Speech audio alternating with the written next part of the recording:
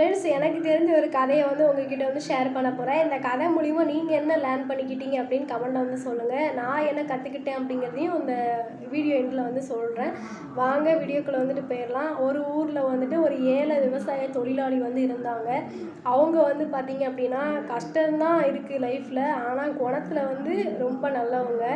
அப்படி இருக்கும்போது அவங்க ஒரு மாடு வந்து வச்சுருந்தாங்க. அந்த மாடு வந்து காலைல ஒரு 3 லிட்டரும் சாயங்காலம் ஒரு 3 லிட்டரும் வந்து கொடுக்குது. அந்த பாலை வந்து தனக்கு குடும்பத்தில் மட்டும்தான் வந்து யூஸ் பண்ணாமல், சில பேர்லாம் ரொம்ப செல்ஃபிஷாக நம்ம குடும்பத்துக்கு வேணும் அப்படின்னு சொல்லிட்டு வந்து யூஸ் பண்ணுவாங்க. ஆனால் இவர் என்ன பண்ணியிருக்காரு அப்படின்னா, பக்கத்தில் மாசமாக இருக்கிறவங்க, அப்புறம் குழந்தை பெற்றிருந்திருப்பாங்க, பச்சிளம் குழந்தை வச்சுருக்கிறவங்க எல்லாருக்குமே, வயசானவங்களுக்கு எல்லாருக்குமே பாலை வந்து காசு கொடுத்து வாங்க முடியாத எல்லாருக்குமே ஃப்ரீயாகவே அந்த பாலை வந்து கொடுத்து ஹெல்ப் பண்ணிட்டு வந்திருக்காரு.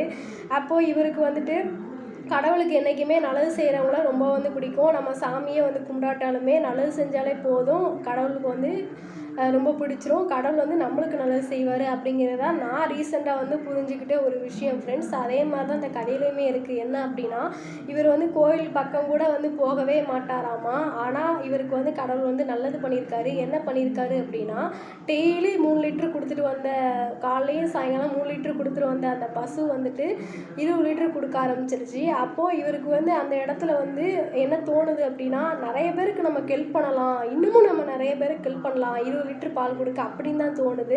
நிறைய காசை பார்த்தோன்னா சில பேருக்குலாம் என்ன தோணிடும் அப்படின்னா, நிறையா சேர்த்து வைக்கணும், இந்த பொருள் வாங்கணும், அந்த பொருள் வாங்கணும் அப்படிங்கிற ஆசை தான் அதிகமாகும்.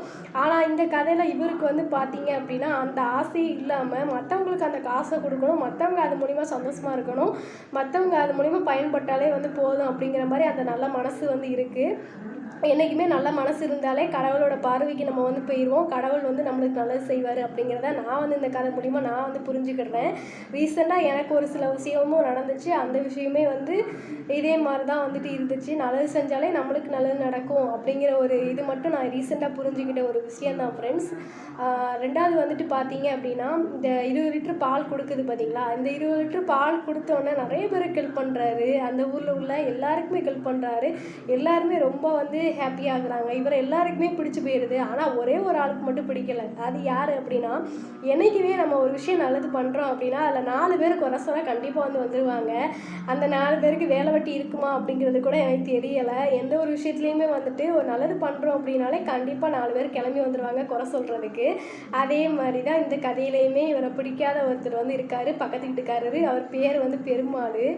அவர் என்ன பண்ணுறாரு அப்படின்னா, இவன் நல்லா இருக்கிறது வந்து பிடிக்காம பக்கத்து ஊரில் ஒருத்தன் மாடு திருடுவான் போலுக்கு, அவன்கிட்ட வந்து பேரம் பேசுகிறாரு. என்ன பேசுகிறாரு அப்படின்னா, உனக்கு நிறைய காசு தரேன், நிறைய காசு தரேன், ஆனால் நான் சொல்கிறத மட்டும் நீ செஞ்சால் போதும். எங்கள் வீட்டு பக்கத்தில் ஒருத்தன் இருக்கான், மாடு வச்சுருக்கான், அவன் மாடை வந்து நீ வந்து திருடிட்டு வரணும், உனக்கு நான் எவ்வளோ நாளும் காசு தரேன் அப்படின்னு சொல்லி பேரம் பேசியிருந்தாரு அந்த திருடங்கிட்ட போயிட்டு. அந்த திருடனும் மாடு திருட வந்துடுதான் நைட்டாக. ஆனால் அன்றைக்கி திருட முடியலை. காரணம் வந்துட்டு என்ன அப்படின்னா, கடுமையாக வந்து காற்றடிக்கி கடுமையாக இடி இடிக்குது. அந்த இடி மழையில் வந்து இவனால் வந்துட்டு திருடவே வந்துட்டு முடியலை. அப்போ பெருமாள்கிட்ட போய் சொல்கிறான், பெருமாள்னே உங்கள் வீட்டில் தங்குறதுக்கு இடம் கொடுங்க, நான் இன்றைக்கி என் ஊருக்கு நான் போக முடியாது, மாடையும் திருட முடியாது, ஏன்னா மழை பெய்யுது, காற்றடிக்குது, உங்கள் ஊரில் வந்து இப்படி வந்து மாட்டிக்கிட்டேன், எனக்கு கொஞ்சம் வந்து தங்குறதுக்கு இடம் கொடுங்கண்ணே, உங்களை விட்டால் எனக்கு யார் வந்து தெரியும் அப்படின்னு சொல்லி கேட்குறான். பெருமாளனே சரிப்பா வந்து தங்கிக்கோ அப்படின்னு சொல்லிட்டு வந்து சொல்கிறாரு. வீட்டில் வந்து தங்குறான். வீட்டில் வந்து பார்க்குறான், பெருமாள் வீட்டில் அவ்வளோ விலை உயர்ந்த பொருட்கள் வந்து இருக்குது. எல்லாமே விலை உயர்ந்த பொருட்களாக வந்துட்டு இருக்குது. அவ்வளோ வசதியாக வந்து இருக்கான் பெருமாளோட பொண்டாட்டி காலத்தில் வந்து பார்த்தீங்க அப்படின்னா அவ்வளோ நகைகள் வந்து இருக்குது. அப்போ அதெல்லாம் பார்த்தா ஒரு திருடன் வந்து விட்டு வைக்க மாட்டான். ஒரு திருடங்கிறவன் வந்துட்டு இந்த மாதிரி விலை உயர்ந்த பொருட்களையும் நகைகளையும் பார்க்கும்போது விட்டு வைப்பானா? கண்டிப்பாக விட்டு வைக்க மாட்டான். அப்போ பெருமாளுக்கு என்ன ஆக போகுது? நாமமாக போகுது. அப்போ பெருமாள் அது தந்தாப்பில் என்ன பண்ணுறான் அப்படின்னா, அவங்க அப்பா வந்து உடம்பு சரியில்லாமல் இருக்கிறாங்க அப்படின்ட்டு வெளியூருக்கு போய் பார்க்க போகிறான். அப்போ போன அந்த டைமிங்கில் வந்து என்ன பண்ணுறான் அப்படின்னா, அந்த திருடன் பெருமாள் வந்து வீட்டை பூட்டிகிட்டு போயிருந்தான்.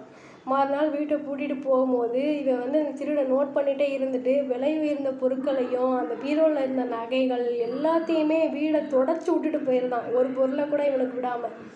அப்போ வந்து பெருமாள் ஊருக்கு போயிட்டு வந்து பார்க்குறான், வீடு வந்து வெறும் வீடாக இருக்குது. அப்போ தான் பெருமாளுக்கு ஒன்றே ஒன்று புரியுது, நம்ம அடுத்தவன் குடியை கெடுக்கிறதுக்கு ஒருத்தனை வந்து செட் பண்ணோமே, நம்ம குடி இங்கே கெட்டு போயிடுச்சே அப்படின்னு சொல்லிட்டு அப்போ தான் அவனுக்கு வந்து புரியுது. அப்போ தான் அவனுக்கு இன்னொன்று ஒன்று புரியுது, என்ன அப்படின்னா யாரை பார்த்துமே பொறாமை வந்து நம்ம படக்கூடாது. அவனால் நம்மளுக்கு எந்த ஒரு கெடுதலுமே இல்லை, ஆனால் நம்ம அவனை நினச்சி பொறாமப்பட்டோம், அவனோட குடியை கெடுக்க நினச்சோம், மாடை வந்து திருட நினச்சோம், ஆனால் அது முடியலை அப்படின்னு சொல்லிட்டு ரொம்பவே வந்து கஷ்டப்பட்டான். இதுலேருந்து நான் தெரிஞ்சுக்கிடுறது வந்துட்டு என்ன அப்படின்னா, அடுத்தவங்க மேலே நம்ம வந்து பொறாமை படவே வந்து கூடாது அப்படிங்கிறத இந்த கதை மூலிமா நான் வந்து புரிஞ்சுக்கிட்டேன். ரெண்டாவது வந்துட்டு என்னென்னா, தன் வினை தன்னை சுடும் அப்படிங்கிறதையும் நான் நல்லாவே வந்து புரிஞ்சுக்கிட்டேன் ஃப்ரெண்ட்ஸ். அதே மாதிரி உங்களுக்கு என்ன புரியுது இந்த கதை மூலிமா அப்படிங்கிறதையும் நீங்கள் வந்து கமெண்டில் வந்து சொல்லுங்கள். அடுத்த கதை கண்டிப்பாக வந்துட்டு எனக்கு தெரிஞ்ச கதையெல்லாமே நான் வீடியோவாக வந்து போடலான்ட்டு இருக்கிறேன். கண்டிப்பாக வந்து எனக்கு தெரிஞ்சது எல்லாமே ஷேர் பண்ணுறேன். உங்களுக்கு தெரிஞ்சது நீங்கள் வந்து என்கிட்ட வந்து ஷேர் பண்ணிக்கோங்க. இன்ஸ்டாவில் ஷேர் பண்ணணும்னு நினச்சிங்கன்னா இன்ஸ்டாவில் வந்து ஷேர் பண்ணலாம். அதையும் நம்ம வீடியோவாக வந்து நம்ம போடுவோம். சரிங்களா? தேங்க்யூ.